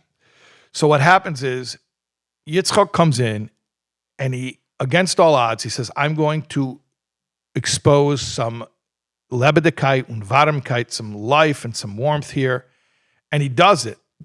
And he overcomes the challenges, and then they come and they misappropriate it, and they use it for their own nefarious purposes. Now, that's very discouraging. And at that point, you would say, you know what? I think we got to just stop this already, because it's like we're not getting anywhere. We're spinning our wheels. It's very frustrating. It's more than frustrating. It's disheartening, discouraging. I don't know what to call it. Yitzchak's avoda it's very easy to just give up, to say this is not possible. Too many obstacles. That's what the Rebbe is saying here. Euch demolt is Yitzchak nicht Paul geworden, but Yitzchak was not intimidated. Und weiter gegraben, he kept on digging. Und beschaß man hat zugenommen euch dem zweiten Brunnen, and it didn't stop that they misappropriated one well. They did it a second time. They misappropriated a second well. Hat gegraben a dritten, so he dug a third. Bis is zugekommen zu Rechoiveis Breitkeit. Hier Hashem lano farinu va'aretz, until finally the third one worked out, that he called Rechoiveis, which means wideness. Hashem will give us wideness, bounty, space in order to be fruitful in the land.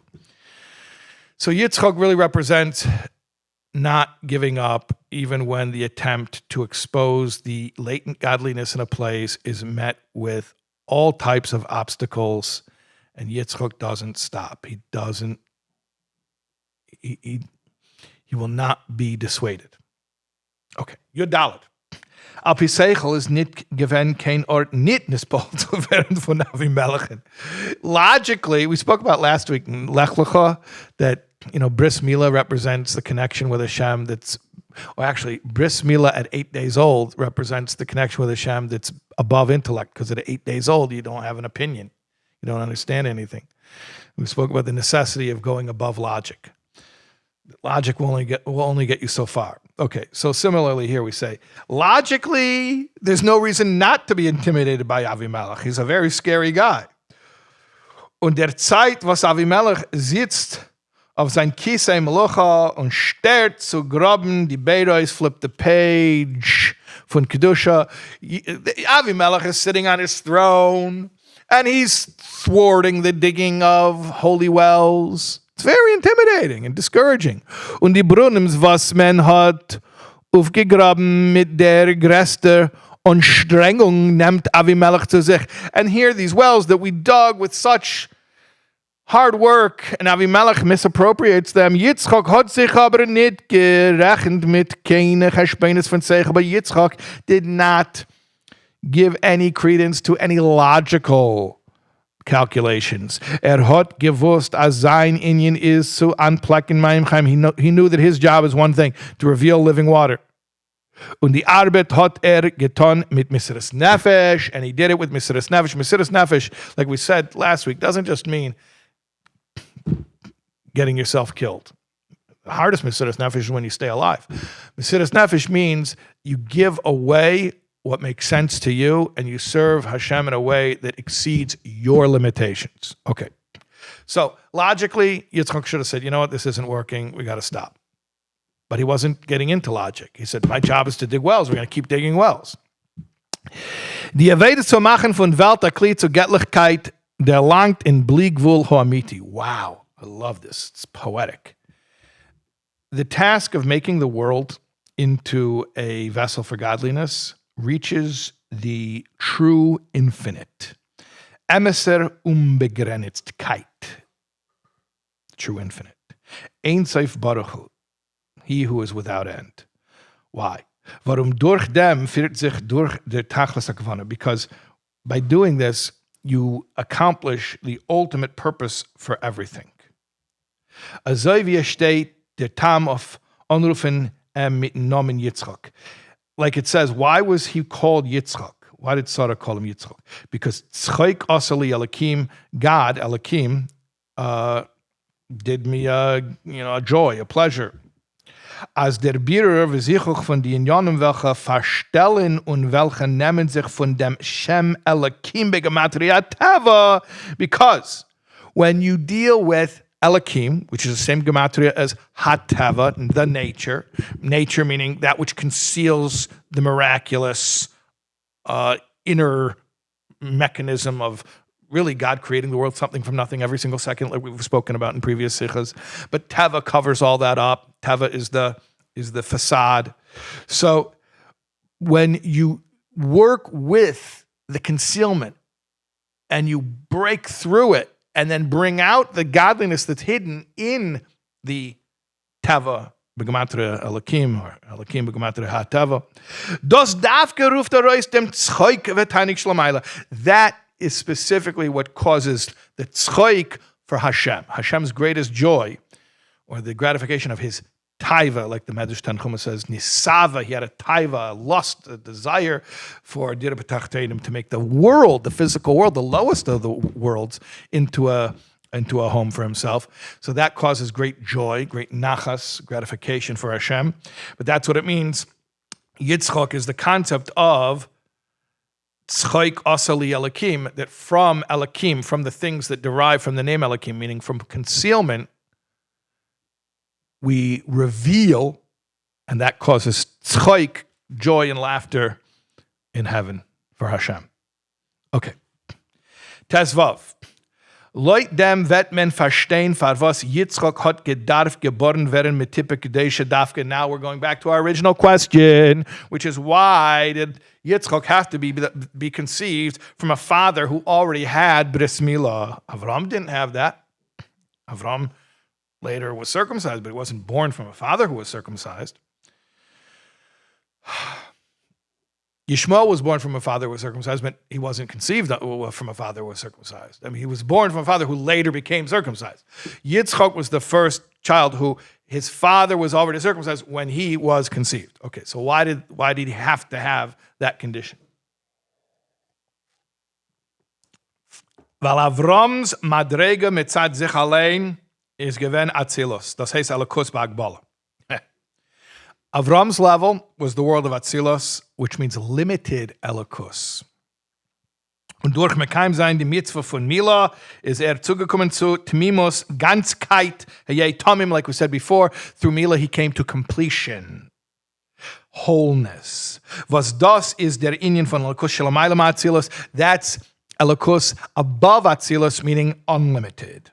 So Avraham on his own was from Atzilos, which is limited godliness. I was learning the Hayemim the other day. The Alter Rebbe couldn't even write the full word Atzilos because he would pass out from the ecstasy of it. I think it was yesterday's Hayemim, actually. But here, so I'll side point, because we're almost finished. When I'm learning with young Lubavitchers, I like to explain to them that I say to them, you were born into a world where levels of godliness that the Chassidim of the Alter Rebbe didn't dream of are being bandied about, like spoken with such, almost with a casualness. I tell them, you're like, like rich kids who are like trust fund babies. They grow up, they get a Lamborghini for 16th birthday, and they crash it, and then they get another Lamborghini. And they don't even know the value of money because they just grew up with it, silver spoon in the mouth. I say, in this generation, and obviously this is what the Rebbe wanted because this is what the Rebbe did, we are all spiritual trust fund babies. Because we grew up in a world where levels of Elokus are being discussed publicly to everyone, the highest levels. So I sometimes I say to like when I would teach in Beis Rivka seminary, like slow down a second. Okay, the Alter Rebbe couldn't even write the word Atzilus, and the Rebbe is coming in here and talking to us about levels above Atzilus, and we're just breezing through it like it's ordering lunch. Like, slow down a second. Obviously, the Rebbe wants us to be privy to these levels, but let's at least have a little bit of respect and context that we're talking about some really lofty stuff. So at any rate, the Rebbe just said, Atzilos is limited Elokus. That's what Avraham was originally. But then he got the Bris, and he went to higher than Atzilos, unlimited Elokus. Beautiful. Okay, so we're higher than Atzilos. Das ist der Inyan von Elokus shel Mailam Atzilos. Das hat Reis gerufen by Yitzchak. So then Avraham comes to that level of higher than Atzilos. He conceives Yitzchak. And now Yitzchak's born already into that level. And what does that do? It summons from Yitzchak, elicits from Yitzchak, Azayna Veda Zol Zayin on Kana Hagbalus, that he should serve in a limitless way. He was fathered, he was conceived by a father who was already on that higher than Atzilus, limitless plane, and so he lived that level of limitlessness, which means afilo nit kein hagbolus from seichel de kedusha, which means even the seichel of kedusha, holy intellect, would make certain calculations and say, cost-benefit analysis, this is not working. Why do you persist trying to expose godliness in a place that clearly is opposed to it? You're right. It makes total sense that I should stop. I'm not going to stop because he's above those limitations. Tes Zayin. This is the last chapter of the SICHA. We're almost done. Die Anweisung von dem is, here's the teaching for us. Avraham and Yitzchak werden beide angerufen, Aves von jeden Jiden. Avraham and Yitzchak are both called the fathers of every single Jew. So we have to emulate both of them.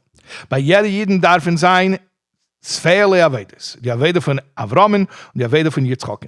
You have to be both. Every one of us has to do both. You have to do Avraham and you have to do Yitzchak. B'shas Yid hat Satan mit Teira Tefillah, so that I was going to contextualize it. B'shas Yid hat Satan mit Teira Tefillah and mekayim zayin mitzvahs. When a Yid is learning or davening or doing mitzvahs, gefindt sich doch in lichtige Dalaramas, so he's in a place of light. Hat nicht zu tun mit der Welt, and he's not dealing with the world at that moment.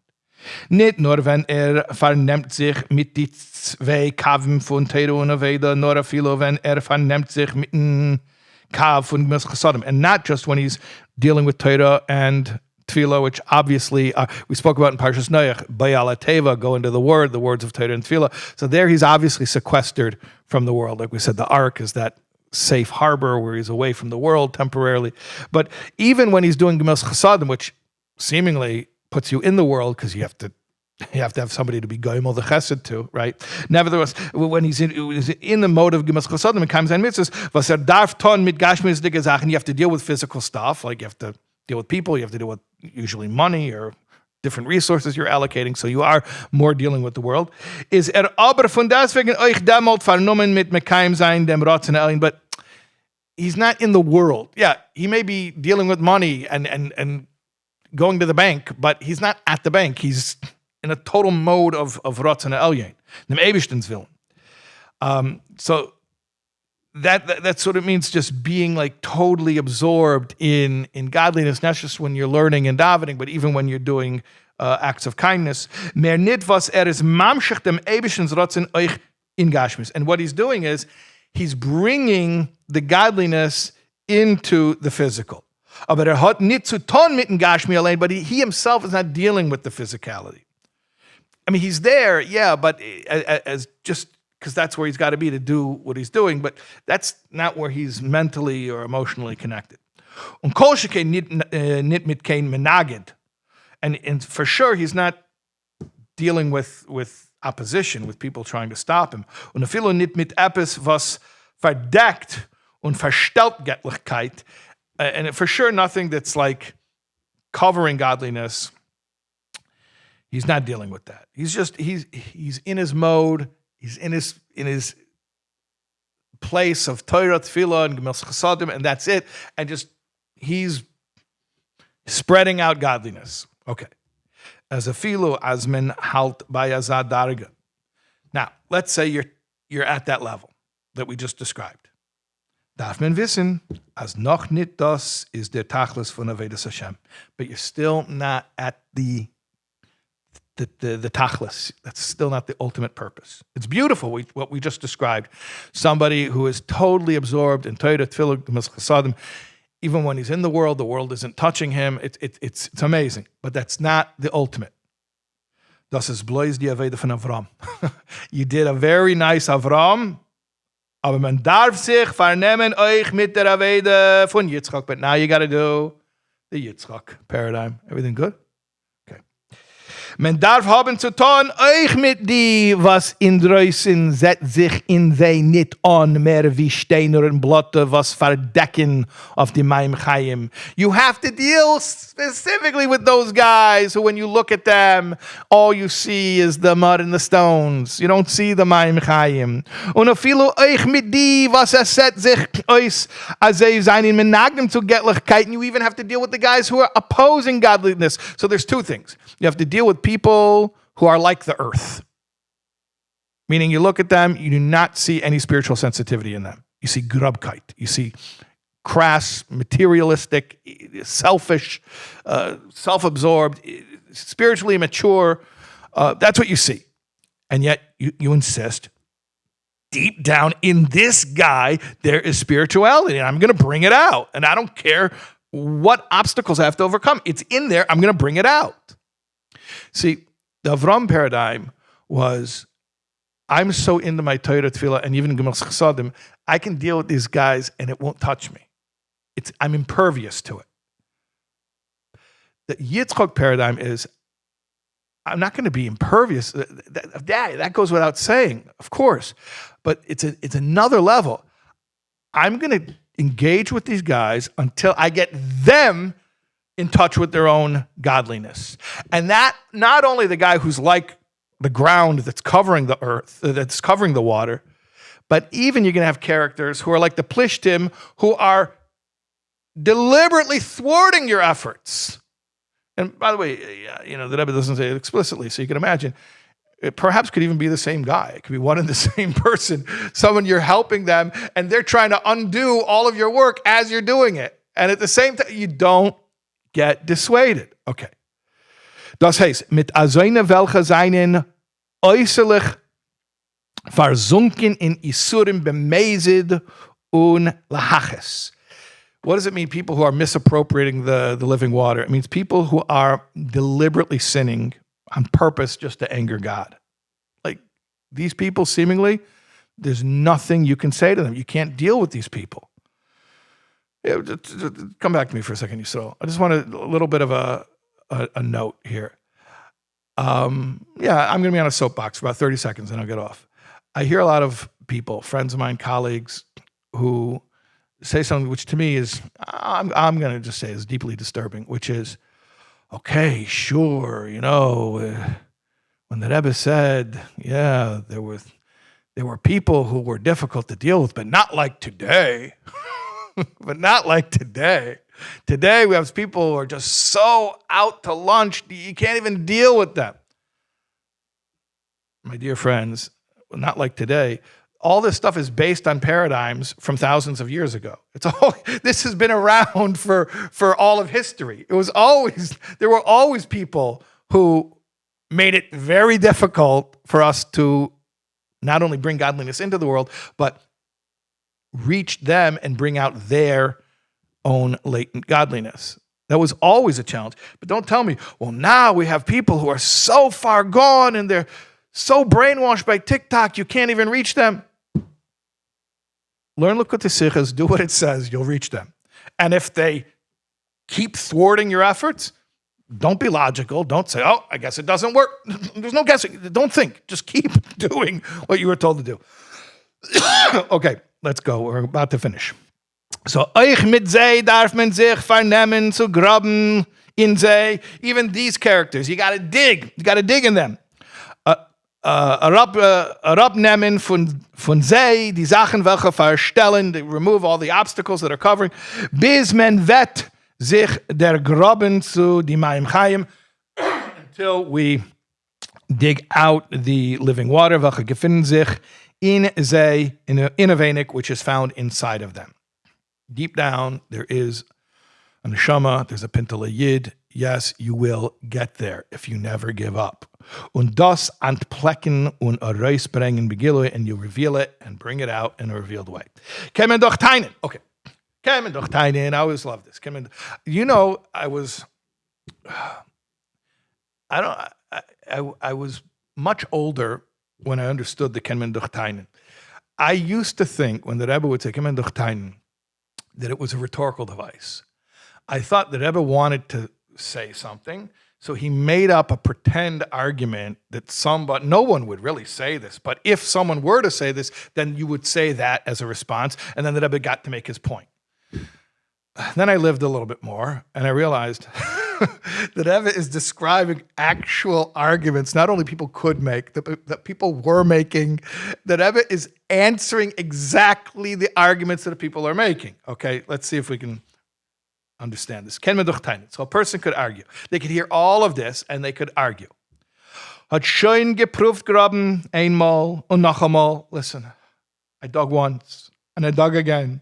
Und nicht nur, was sieht nicht, kein Teil ist not only I don't see any accomplishment, nor andere, but to the contrary, die Plishtim haben gar zugenommen die Brunnens. The Plishtim came and misappropriated they confiscated the wells. In other words, it's one thing to say, I'm working for nothing, it's not accomplishing anything. It's counterproductive. The more I'm working, the more the bad guys are taking what I worked for and using it for evil, nefarious purposes. Like, I got to cut my losses here. It's not just I'm working for nothing. I'm working against myself. We got to stop. We got to get out of this. No. So he's going to say, is was für ein Ort is da al pisechel noch weiter zu graben? What logical place is there to argue you should continue digging? Auf dem antwortet man. So to this we answer. Asher kiddush yedid mebeten chulu v'tzatov chulu. Like it says, we quoted this line from the Bris Milah ceremony earlier, that Yitzchak was the beloved, the Yedid, the beloved to Hashem, who was sanctified from the womb, that he was the first child who was fathered from a father who already had a Bris Milah. And not only Yitzchak, but his tzatzoim, his descendants, in other words, us. Die Aveide von Yitzchaken und seine Kinder. Yitzchak's job and the job of his descendants, meaning us. Darf sein on keine cheshbeinis, has to be without any calculations. We said that we're born already from Avraham as he is above Atzilus, from the Hayei Tomim, the completion of the Bris Milah, which puts us above any limitations even of Seichel de Kedusha. Das was besitzt, hat nicht matzlich gewinnt. This, that until now, you didn't succeed. Das ist dem Eibischtens cheshbeinis. Let Hashem figure that out. It's not for you to figure out why it didn't succeed. Let Hashem figure that out. Why are you digging into Hashem's hidden matters? Was is nogeya zu is as muss graben und graben. What matters to you, the only thing you got to know, mister, is you got to dig and you got to dig. Bis sich der Graben zum Maim Chaim, until you're going to reach the living waters. Und sof vet zu kommen zu Hirch Hashem lanu ufarinu ba'aretz, until finally you will, like Yitzchak, reach that place of wide open space where you will be able to be fruitful in the land. But you got to dig and dig. Okay, so just to sum up the second SICHA, why was Yitzchak born from a father who was already at the level of perfection that is afforded only by Bris Milah? Because Avraham is hamshacha milamayla lamata, importing godliness to the world. Yitzchak is something a little bit harder, a lot harder, which is unearthing, pun intended, the living water, meaning the hidden godliness, even in inhospitable, antagonistic places. And for that, you have to have a special extra level, which was granted to Yitzchak and to his descendants, to us, by being born from Avraham post Bris Milah. So bottom line, don't stop digging. Don't be intimidated by anyone or anything. Dig and dig and dig and dig and dig, and you're going to find the water. Okay, amazing. Again, we want to mention that the learning today is B'schus Aliyas and Neshama of Risya Bas Shleima Aaron. And you're going to go, you went there yet? You're on the way to go there. So you go tell her the SICHA. You'll tell her you learn the SICHA from the Rebbe. I'm sure she'll have a lot of nachas. She knows you learned the Rebbe's SICHA, but maybe give her chazara of the SICHA. She should have a lot of nachas from you and from all the children. And yeah. Okay, my pleasure. All right.